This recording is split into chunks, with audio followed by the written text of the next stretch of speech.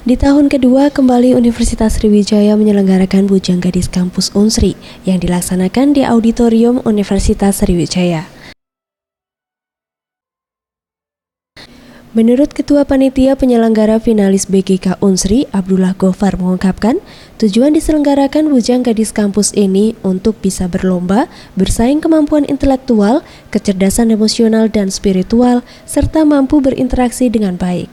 Para BGK Unsri ini akan dipersiapkan dalam mempromosikan kebudayaan Indonesia pada negara asing.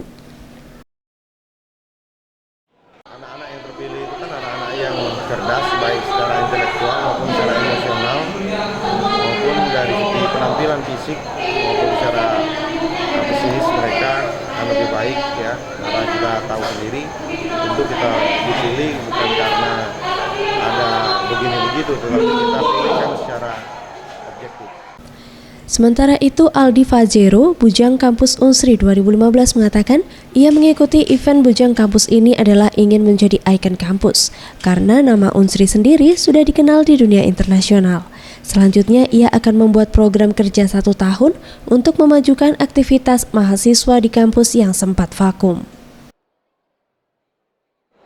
Memajukan Unsri sendiri, kami akan berkontribusi kalau ada event-event internasional, nasional atau regional di mana notabene Unsri menjadi tuan rumah, maka kami turut serta menjadi ikon, mendampingi Unsri dan menunjukkan bahwa kami mahasiswa Unsri yang berprestasi, produktif, kreatif dan inovatif untuk memajukan Unsri itu sendiri. Hal senada juga dikatakan Mia Rizky Damayanti, Gadis Kampus Unsri 2015. Mimpinya menjadi Gadis Kampus Unsri akhirnya terwujud. Namun, kemenangan ini tidak diraihnya dengan mudah karena ia telah memiliki sedikit modal, pernah menjadi penari di SEA Games 2011 lalu. Ia pun ingin bermimpi lagi menjadi Putri Indonesia. Saya bisa menginspirasi dan bertanggung jawab serta bisa berkontribusi penuh atas semua kegiatan-kegiatan Unsri. Prestasi yang pernah saya raih, saya pernah menjadi panitia ASEAN University Games, kemudian pernah menjadi penari dalam International Conference of Hall Government. Ferry Jati Nugroho, Sriwijaya TV.